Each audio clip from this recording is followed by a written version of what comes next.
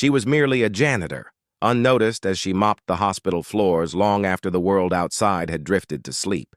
But one evening, she heard a small boy whisper, "What if I don't wake up?" And in that instant, she did something no one anticipated. She reached into her pocket and offered him the only remnant she had left of her own child, a toy, worn and faded, steeped in memories of love and loss. What she didn't realize was that the boy's father, a prominent doctor, was standing in the hallway witnessing the entire scene. What unfolded next changed everything in ways nobody could have foreseen. The pediatric wing of St. Jude Children's Research Hospital in Memphis was silent that night.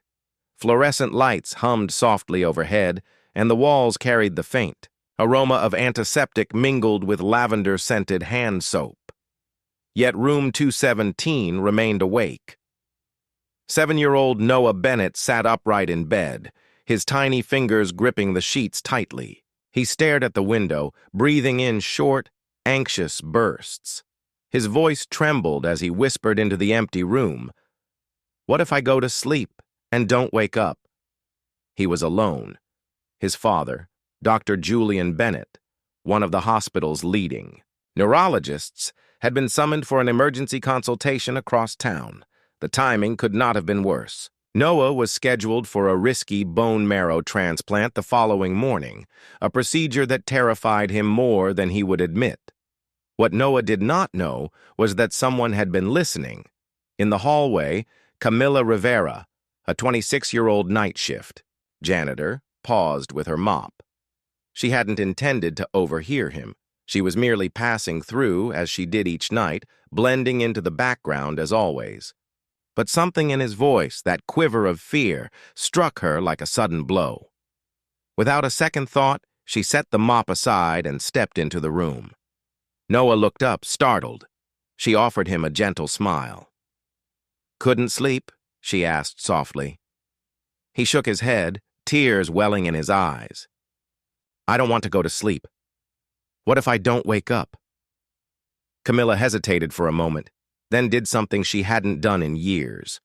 She reached into the deep front pocket of her scrub top and slowly produced a small wooden toy car. Its faded red paint was chipped along the edges, and initials were carved into the bottom. "I had a little boy," she murmured, kneeling beside the bed. "His name was Matteo. He was your age. When he was afraid, I used to give him this." Noah's eyes widened as she placed the car in his hands.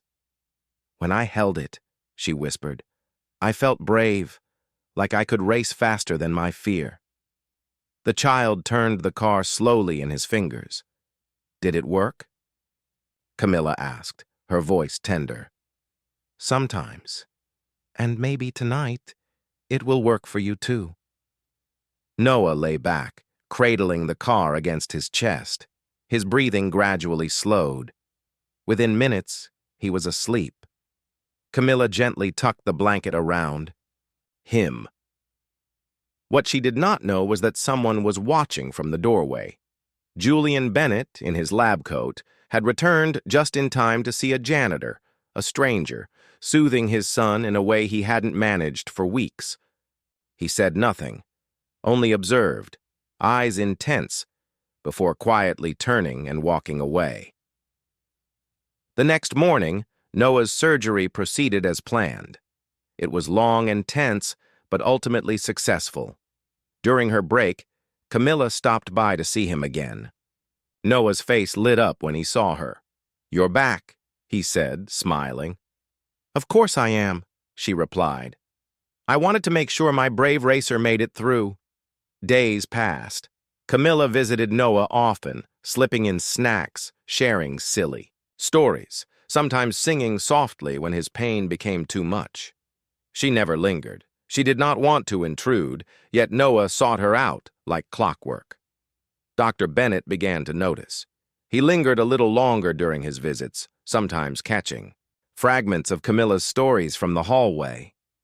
He started asking polite questions. How had Noah been feeling? Had he eaten well? Had he smiled? Camila always responded honestly, her voice calm and warm. Then, one evening, as the ward quieted and the night shift settled, Julian approached her in the break room. His usual guarded expression had softened. "Thank you," he said simply. Camila looked up, surprised. "For what?" she asked silently. "For staying? For comforting his son? For everything?"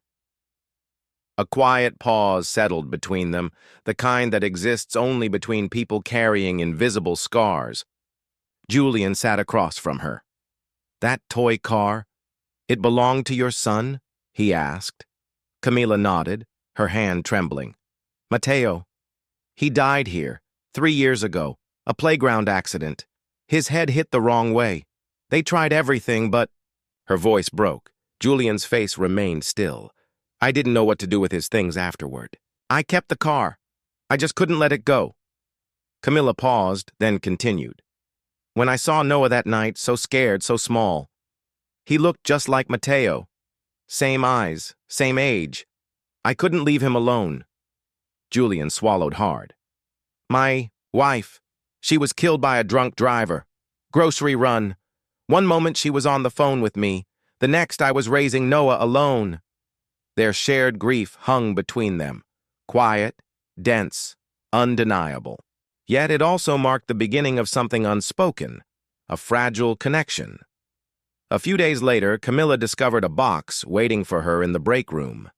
Inside was a perfect replica of Matteo's toy car, handcrafted, the initials etched in silver.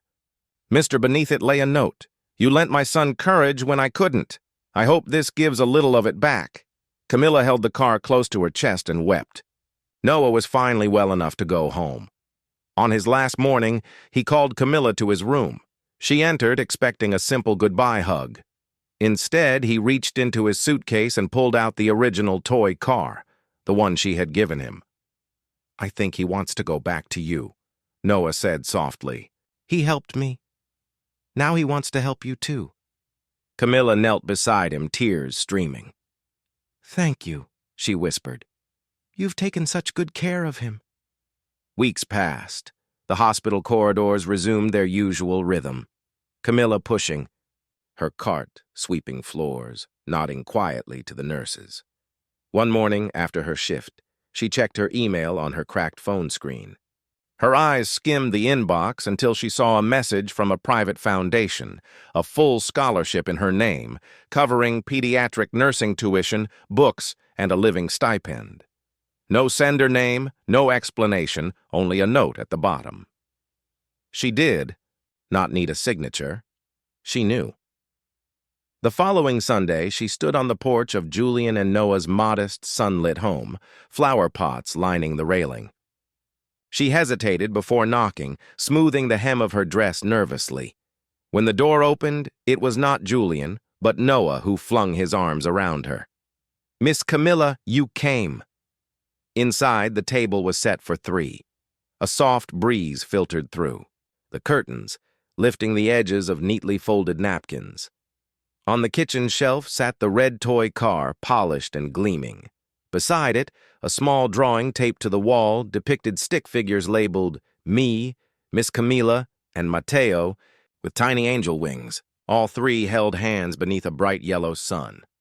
Julian appeared behind her, apron tied around his waist, his smile gentle and real.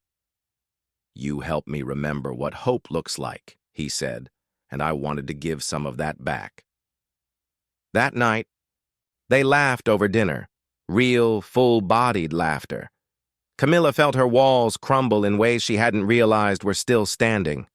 Later, on the couch with dessert, Noah leaned into her side, sleepy-eyed, and whispered, "I think Matteo would like us." Camila wrapped her arms around him. "I think," she murmured, "he already does. Sometimes the greatest gifts come from those with the least to give, who give anyway. Sometimes healing begins with a child's tears and a toy car once held, in a mother's broken hands. And sometimes the family we need finds us quietly, through shared pain, love, and the courage to remain.